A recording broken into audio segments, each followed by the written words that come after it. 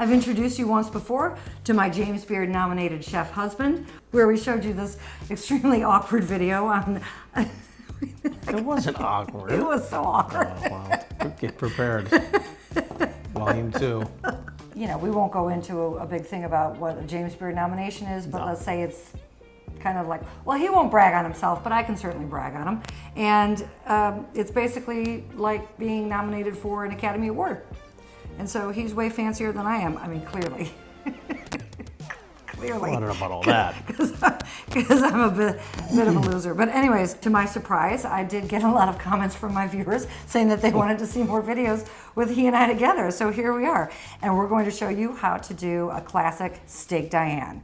So let's go ahead and get started right now.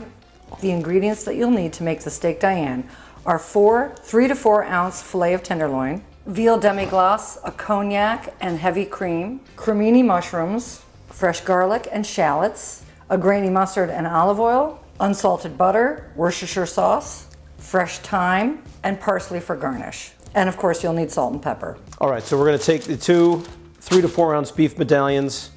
We're going to pound them to about a ½ an inch in thickness.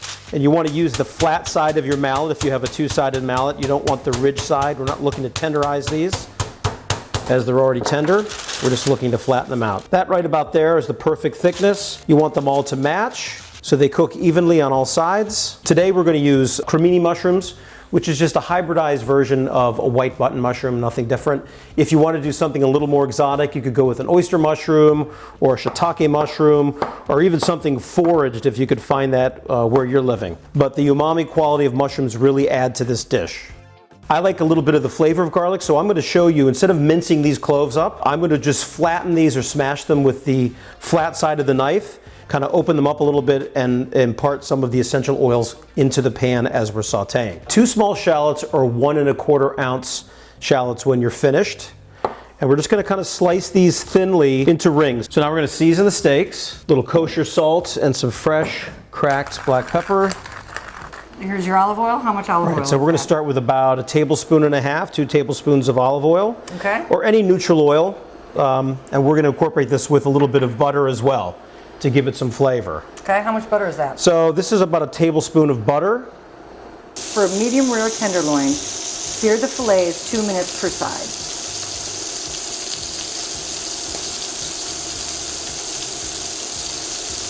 And to that pan now, so we flipped it on one side, I'm going to add those 2 smashed garlic cloves and a few sprigs of fresh thyme. This is going to actually infuse the fat in the pan with those great flavors.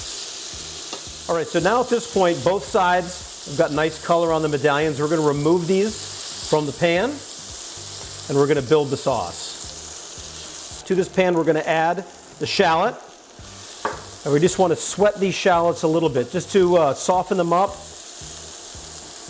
bring out a little caramelization or color in the shallot, which will add to the depth of the sauce. And this will take about maybe 1 minute. We're not going to really saute these for long because the pan is really nice and hot. Adding to the wonderful caramelized bits of beef that are in there already, and the thyme and the garlic. And now we're going to add the mushrooms. And the trick with the pan when you're adding and sauteing mushrooms is you really need the pan to be hot enough so you're searing the mushrooms, not steaming them, which would allow the mushroom to absorb all the fat from the pan. You really want to get a nice sear. Setting things on fire yet? We are next. We're going to flambe with the cognac. Awesome. Now, should people be nervous about doing this at home, setting things on fire? They should. I mean, you know, it's like anything else. If you're working with a live flame in an enclosed area, yeah, you need to be careful. And so if you're not comfortable with this, you can always add a little bit of cognac and allow it over time just to dissipate. You don't need to flame it. The flaming just burns the alcohol off more quickly. And again, the importance of this dish was that this was done tableside in the 40s and the 50s, which was very like sexy thing to do in fine dining. And so the flaming bit of it was really for theater or show. But it's also kind of a fun thing to do. So if you've got friends over and you're comfortable doing this, I recommend it because it's theater. It is theater. Hospitality in the street. That's right. So I've been known to burn off some alcohol every now and then. I'll burn a lot of alcohol off. So you don't burn as much alcohol as I burn off. Probably not. You want to make sure the pan is nice and hot. You can really hear it sizzling and making noise in the pan. We're using an induction burner, so there's no open flame here. So I'm going to add it directly, but if you're doing this at home over gas, either extinguish the flame or take the pan off of the flame, just to be sure that it's not igniting prematurely and you're taking all of your eyebrows and eyelashes off. Is that what happened to your hair? That's exactly what happened, just in the filming, the pre-filming of this today. I've got 3 to 4 ounces, a good probably 4 ounces of cognac, because you can never have too much of that. And then we're going to add this directly to the pan and then light it away.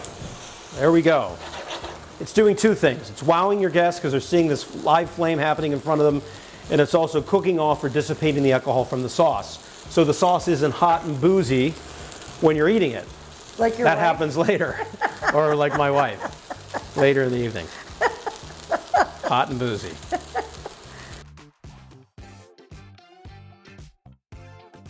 Now we're going to add the mustard. I'm using a good French grainy mustard because I like the texture and the appearance of that. My favorite brand is Maille, M-A-I-L-L-E. That's what we've got here. The Worcestershire sauce, which I mentioned was an integral part of this dish. You really have to have it. Liquids and flavors and just kind of letting them marry together. So we're going to add about 4 ounces of veal demi-glace. This is a bordelaise, which is a veal demi-glace that is enriched with bone marrow and red wine, just giving it a little further richness. We're going to bring that down a little bit, just kind of let that simmer for a second. We're going to add a little bit of heavy cream. I've got about 3 to 4 ounces here. We're not going to use all of this because we're looking for more of an appearance. We want to lighten the appearance of the sauce.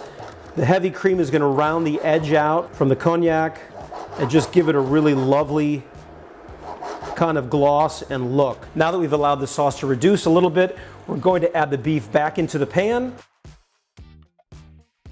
Allow the sauce to coat both sides of the beef because you're going to plate this afterwards with the sauce. So this really isn't for appearance, this is just for temperature and flavor. I think she and I are going to taste this together. A little bit of parsley just for some color, a little bit color. A little pop. Very simple. Lots of brandy. You taste the brandy in there. That is so good. That's a crowd pleaser for sure. Yeah, it is. It's a me pleaser. That's all I care about. There we go. Well, if Mama happy, everyone happy. Chef, thank you. Thank you. You're awesome. Pretty talented guy. This is a simple dish, but I've seen him do some really crazy stuff. And anyways, he's my husband, so I can brag on him. Enjoy, everybody. All right. Try this at home. It's very easy. Until we see you all again, everybody, have an awesome, awesome day. Cheers. I love y'all. And for more great recipes, check out right here.